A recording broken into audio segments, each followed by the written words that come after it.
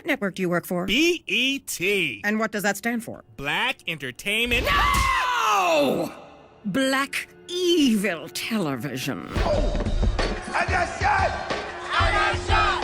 No, I got shot for real! I got shot for real! The Boondocks was never just a cartoon. It was a mirror held up to society, unafraid to call out the biggest names in entertainment with ruthless satire. This music sucks right now. You gotta act like an idiot just to stare in their faces. But if I can stay in just the right amount of trouble, I'll be all right. From a megachurch leader with a dark secret to a superstar singer on trial for his sins. Not only will we prove it is Mr. Kelly in the video, we will prove that the victim was 14 at the time the video was shot. The show exposed cracks in the celebrity image long before headlines did.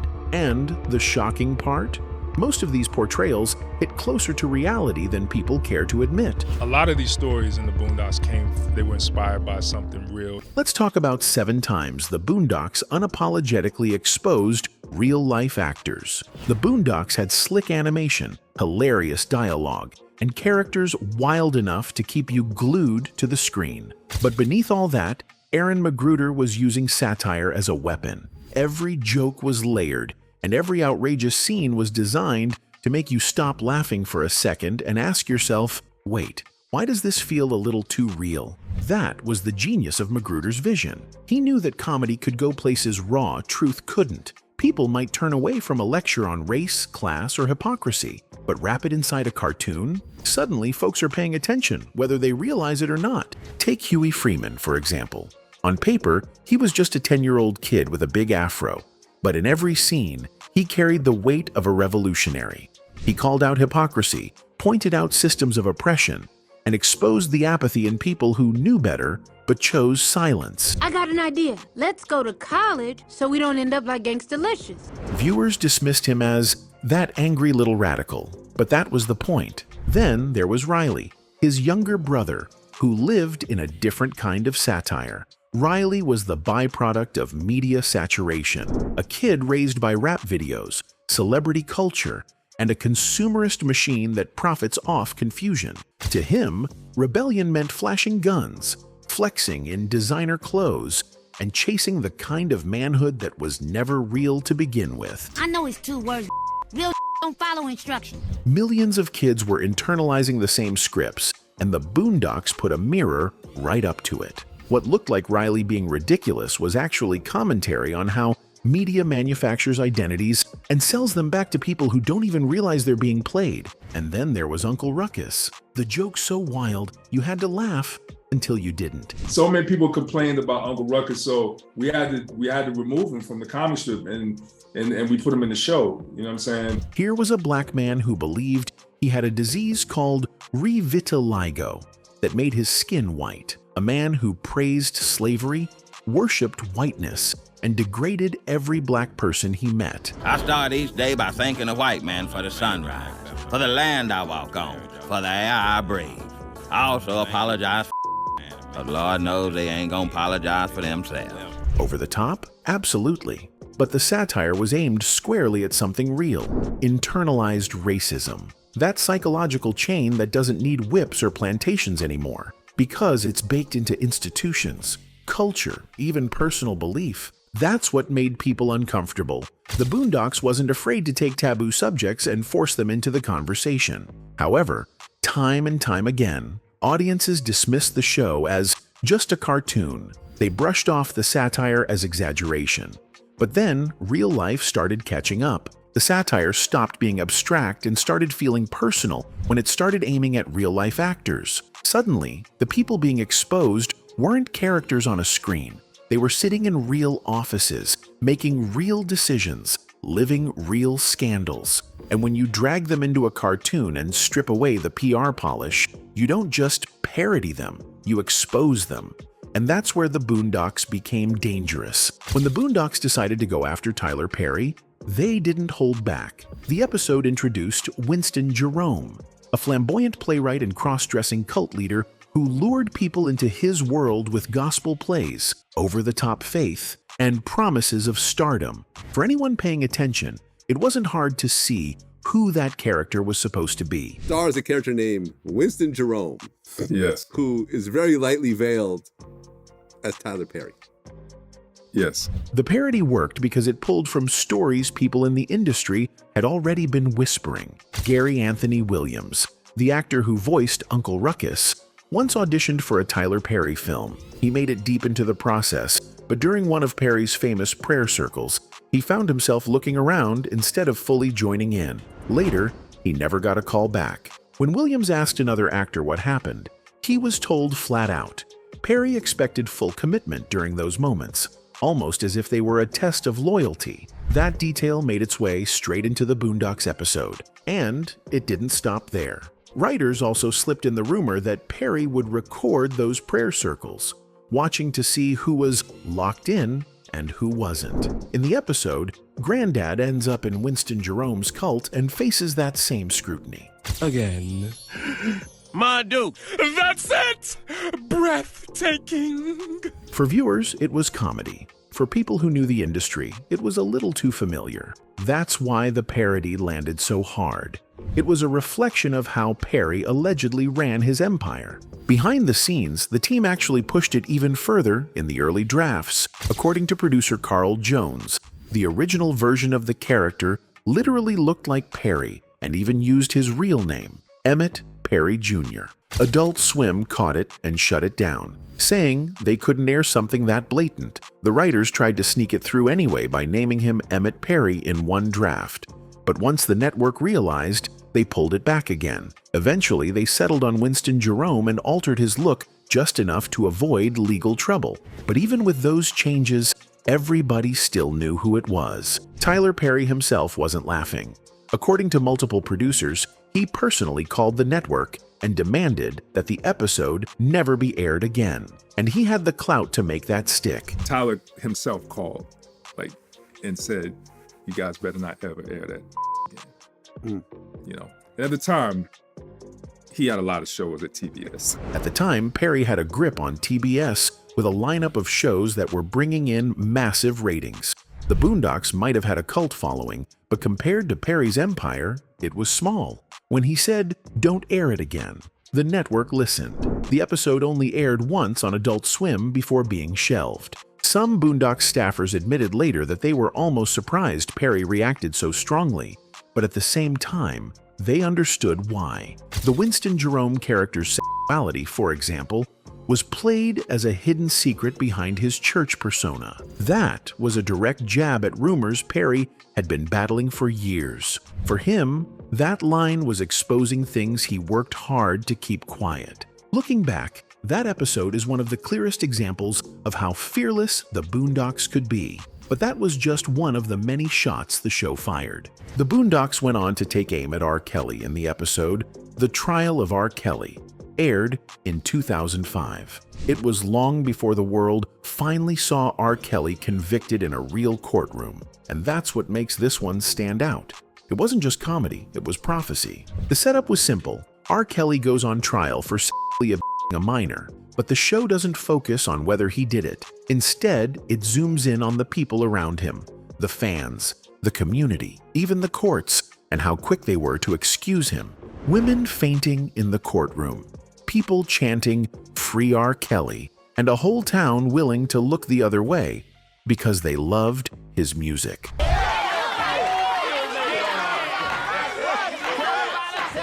Huey Freeman became the voice of reason. He stood there with moral clarity, reminding everyone that wrong is wrong, evidence is evidence. But almost nobody wanted to hear him. Not the fans, not the jury, not even some of his own family. Huey's frustration was the audience's frustration. How could people defend a man caught on tape? And yet, in real life, that's exactly what was happening. In the episode, R. Kelly walks free. The crowd celebrates. People treat him like a hero. Huey shakes his head in disbelief. It felt exaggerated at the time, but the truth is it wasn't. Back in the early 2000s, R. Kelly's fan base was so loyal that the real trial ended with him acquitted. Juries hesitated. Communities defended him. His music kept climbing the charts. The Boondocks writers didn't make that up. They just exaggerated it enough for people to laugh, and then realize how absurd it really was. Years later, when R. Kelly was finally convicted, people went back to that Boondocks episode. Suddenly, it felt less like a cartoon and more like a prediction. The same blind loyalty that once shielded him was finally breaking down, but the show had been pointing it out all along. When the Boondocks came back for its 4th season, one of the next shots it took was at Chris Brown. Only, it didn't call him Chris Brown. The show wrapped him up in a new name, a flashy alter ego called Pretty Boy Flizzy, voiced by Michael B. Jordan. But anybody watching knew exactly who it was supposed to be. The hair, the cocky attitude, the bad boy persona were a direct parody of Chris Brown. My audience is women, Tom. Women. And women hate to be bored. And just like Brown, Flizzy wasn't just known for music. He carried around baggage, legal trouble, messy relationships, and a fan base that, no matter how many times he stumbled, couldn't seem to let him go. The episode doesn't waste time making its point. Flizzy is brought in on robbery charges, and somehow he convinces Tom Dubois, a prosecutor, to represent him. It doesn't really make sense legally, but the writers aren't trying to get into courtroom realism. What they're showing is the bizarre way celebrity culture bends reality. Someone like Flizzy or Chris Brown could walk into a mess of criminal charges and still find a way to charm people into bending the rules for him. This music sucks right now. You gotta act like an idiot just to stare in their faces. But if I can stay in just the right amount of trouble, I'll be all right. And from the start, Flizzy isn't painted as some tragic figure. He's brash, arrogant, and openly violent. His songs are over-sexualized and shallow. Women scream for him anyway.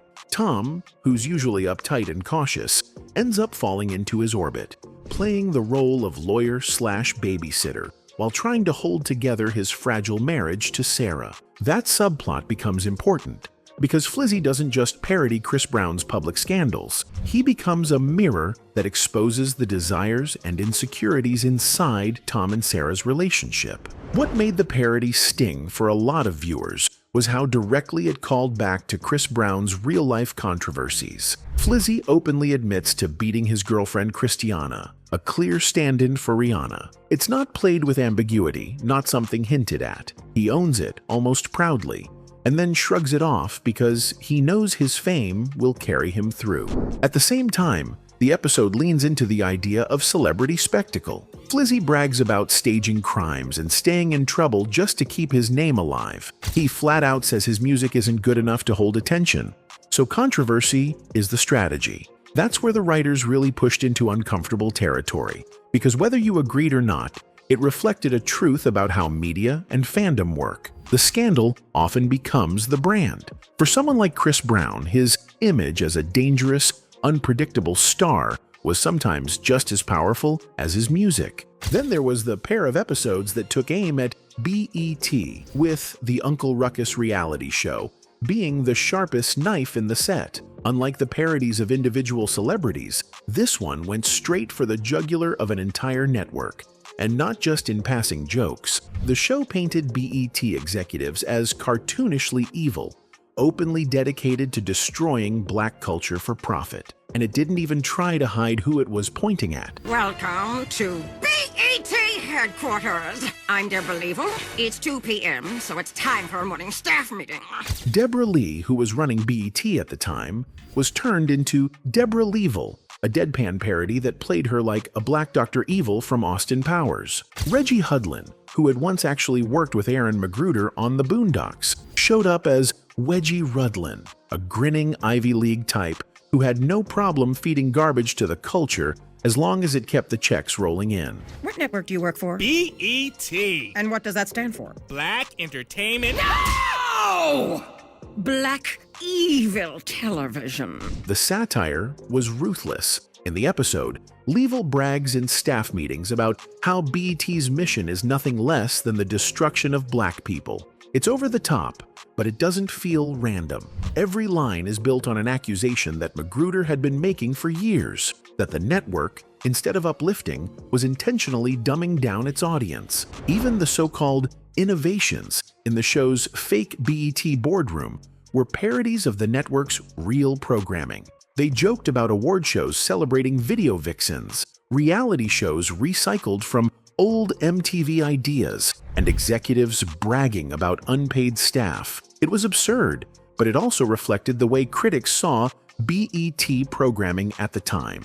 Flashy, shallow, and aggressively market-driven, and BET definitely didn't ignore it. According to multiple reports, the network tried to block the episodes from airing in the United States. Sony, which produced The Boondocks, stayed quiet publicly, but industry insiders claimed BET even considered suing over the depictions. The idea that a cartoon could hit so close to home that a billion-dollar network felt threatened says everything about the weight of those episodes. It is obvious now that in The Boondocks, no one was too powerful or untouchable to escape satire, not even Sean Diddy Combs. Through the character of Gangstalicious, the show held up a mirror to the world of hip-hop, exposing contradictions, hidden secrets, and the price of living a double life. On the surface, Gangstalicious was Riley Freeman's idol, a hardcore rapper with hit songs, flashy style, and street credibility. But beneath that exterior, he was portrayed as a man hiding his true self, navigating rumors, betrayals, and scandals. Where's Gangstalicious? Say that again? I couldn't hear you over the sound of me myself. For many fans, it didn't take long to notice the parallels between this character and Diddy. And the deeper you look, the harder it is to shake the feeling that Aaron McGruder was hinting at something the culture was already whispering about. Gangstalicious's entire story arc revolves around image versus reality. In public, he flexes bravado, selling toughness and violence. In private, he's soft-spoken, vulnerable, and carrying a secret life he can't let the world see. That tension drives some of the funnies and most biting episodes of The Boondocks. From his anthem, Thuggin' Love, where he raps about brotherhood and intimacy in ways that clearly blur the lines, to his clothing line that features cut-out designs suspiciously impractical for streetwear, Gangstalicious becomes a living parody of rappers who preach one thing but live another. When fans lined these moments up against Diddy's larger-than-life persona, his obsession with fashion, his over-the-top parties, his rumored relationships and power plays, the comparisons practically wrote themselves. Take the way The Boondocks leaned into the theme of performing toughness. Gangstalicious admitted he built his hardcore image by imitating the rappers he grew up admiring, especially Ice Cube. In real life, Diddy followed a similar path. He started as a dancer and a background figure in the late 80s and early 90s, before reinventing himself as a mogul who embodied the very definition of swagger. Both figures built images that didn't always align with their private lives. The humor gets sharper when you look at the subplot involving Jessica Wondercheeks Ethelberg, a video vixen who publishes a tell-all book exposing Gangstalicious's hidden life. That storyline feels eerily familiar to Diddy's history. Over the years, models, partners, and insiders around him have whispered about his private world, from Karine Superhead Steffens hinting at compromising moments to stories about girlfriends who supposedly held onto secrets too explosive to ever reach print. In one scene, Jessica reads from her book on live television, revealing Gangstalicious as so unbelievably gay. The moment is played for laughs, but the sting of recognition for fans who'd followed Diddy's rumors made it one of the show's boldest jabs. Then there's the violence. In one episode, Gangstalicious attacks a record executive with a bottle of liquor and later brags about it on TV. That plotline was almost a direct lift from Diddy's real-life incident with Steve Stout, a record executive he allegedly assaulted with a champagne bottle over a music video dispute. Diddy avoided major consequences at the time, reportedly smoothing things over with money. The Boondocks took that story and exaggerated it into absurdity, but the bones of the satire came straight from the headlines. It's important to note that McGruder never came out and said Gangstalicious was based on Diddy. The beauty of the Boondocks is that it never had to. The connections were left for the audience to piece together. Now, while the Boondocks was always bold about tackling real-life figures, some of its sharpest satire wasn't even aimed at celebrities or music moguls. Sometimes the show looked at viral figures or darker corners of society and turned them into characters that forced audiences to look twice. Two of the clearest examples are Lamilton Tayshaun and the Booty Warrior. Both were funny on the surface, but behind the laughs, the writers were holding up a mirror to behavior that was disturbing, real, and uncomfortably close to home. Lamilton Tayshaun shows up in the episode Smokin' with Cigarettes. He's basically a pint-sized menace with zero remorse. From the jump, he steals a car, causes chaos in the neighborhood, and seems to thrive on destruction. If you didn't know the backstory, you might think the Boondocks writers were exaggerating for shock value.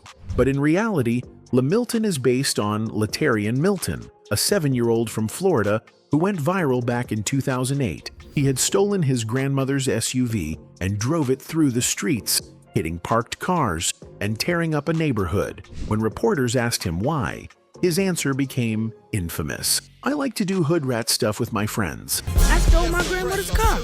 You said you do bad things.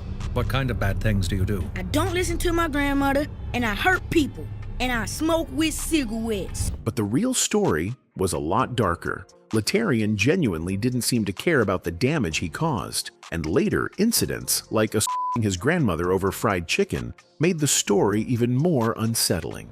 The Boondocks captured that spirit perfectly. In the episode, Lamilton casually brags about doing bad things and smoking cigarettes. His delivery is flat, almost bored, like chaos is just part of his daily routine. At one point, he even kills a dog in cold blood. It's shocking, but that was the point. To show how a viral meme about a funny bad kid was actually rooted in a disturbing lack of empathy. What the writers were really doing was cutting through the meme culture of the time. Back in 2008, the internet had a habit of turning shocking behavior into punchlines. A 7-year-old stealing a car became entertainment. The Boondocks flipped that on its head, saying, "Look closer. This isn't funny. This is a glimpse at a bigger problem." By exaggerating Latarian into Lamilton, they showed how society sometimes laughs at dysfunction instead of addressing it. The satire was direct, almost uncomfortable, but it worked because it forced people to rethink what they had laughed at online. Then there's the Booty Warrior. His appearance in A Date with the Booty Warrior is one of the most infamous episodes of the show. And unlike Lamilton, who was based on a kid-turned-meme, the Booty Warrior came straight from the headlines. The character is based on Fleece Johnson, a convicted rapist who became notorious after appearing in a documentary about Kentucky State Penitentiary. This guy named Fleece Johnson, right, who was a gay man in prison who forcibly, other men in prison. In that interview, Johnson said something that went viral before memes were even a thing. Booty is more important than food. It's more important than water. Getting some booty is more important than eating food. It's more important than drinking water. The Boondocks took that real clip and built an entire episode around it. In the show, the Booty Warrior tries to assault Tom Dubois and even sets his sights on Chris Hansen, the host of To Catch a Predator. It's dark, it's uncomfortable, and it's undeniably over the top. But just like with Lamilton, the point wasn't just to shock. The writers were satirizing how prison culture had been turned into entertainment. Fleece Johnson's interview had circulated online, with people quoting his lines and laughing. But what he was actually talking about was horrifying. What ties both of these parodies together is how the Boondocks blended humor with discomfort. With Lamilton, the humor came from seeing a child act like a hardened criminal. But the discomfort was in realizing that the real-life inspiration wasn't far off. With the Booty Warrior, the humor came from his over-the-top obsession with booty. But the discomfort was in knowing those lines were taken directly from a real person, someone who had committed real crimes. The Boondocks didn't just parody celebrities and rappers. It basically held up a mirror to society's own consumption of viral content and sensationalized crime. It was a way of saying, this is what you asked for. This is what you treat as entertainment. Now deal with how ugly it really looks.